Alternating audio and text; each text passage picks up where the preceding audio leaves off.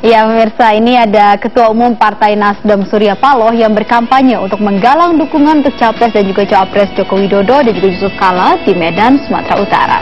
Dalam kesempatan ini, Surya Paloh mengaku kagum dengan sosok Jokowi. Kita bergabung bersama rekan kami, Edwin Tintin dari Lapangan Merdeka, Medan. Edwin, apa saja yang disampaikan Ketua Umum Partai Nasdem Surya Paloh dalam kampanye menggalang dukungan untuk Capres dan Cawapres Joko Widodo dan Yusuf Kala di sana?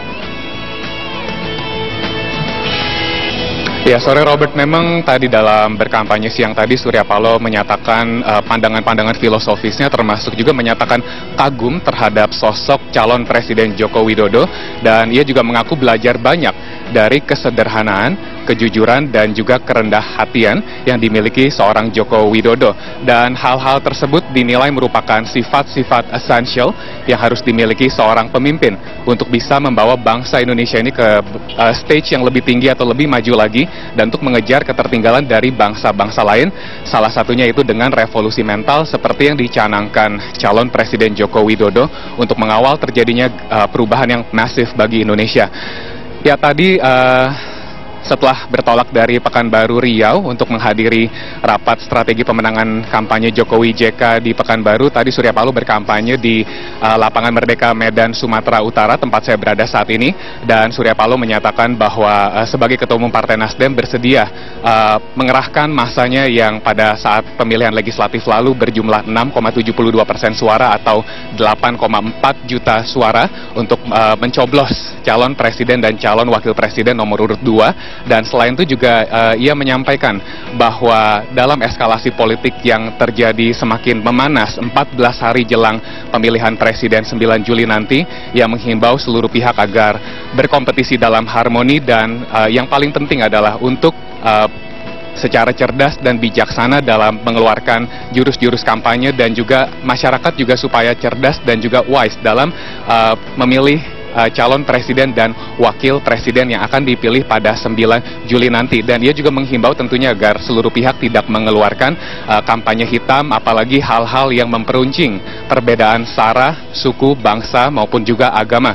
Sebab pada saat ini 69 tahun pasca kemerdekaan Indonesia, hal-hal yang kurang substantif seperti itu seharusnya sudah tidak menjadi permasalahan lagi.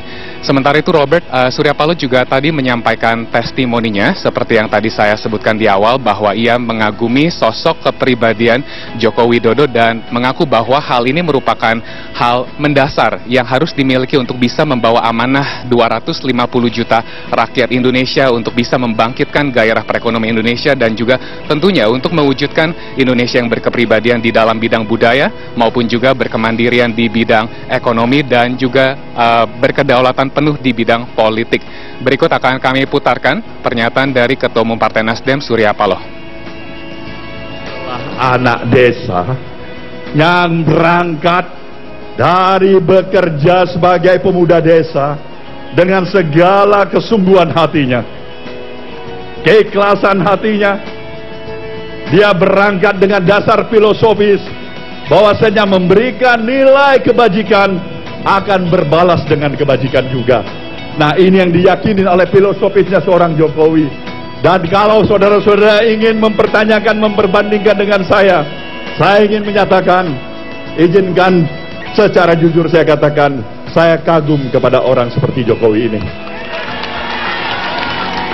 Kekaguman inilah yang membesarkan hati saya sebagai Ketua Umum Partai Nasdem, bahwasanya pikiran-pikiran gerakan perubahan restorasi Indonesia yang memang harus segera hadir di dalam kehidupan perjalanan berbangsa dan bernegara di negeri kita ini, kalaulah memang bisa saya titipkan untuk dijalankan oleh mereka yang mempunyai keyakinan yang sama, maka saya katakan orang yang sama itu adalah pada diri seorang Jokowi. Pilpres 9 Juli mendatang adalah pilpres yang ketiga kalinya dilakukan secara langsung bagi masyarakat Indonesia, dan dirasa bahwa pemimpin yang tepat untuk memimpin negara ini adalah figur pemimpin yang mengedepankan pendekatan-pendekatan aspiratif dan dialogis, bukanlah pendekatan yang bersifat militeristik ataupun juga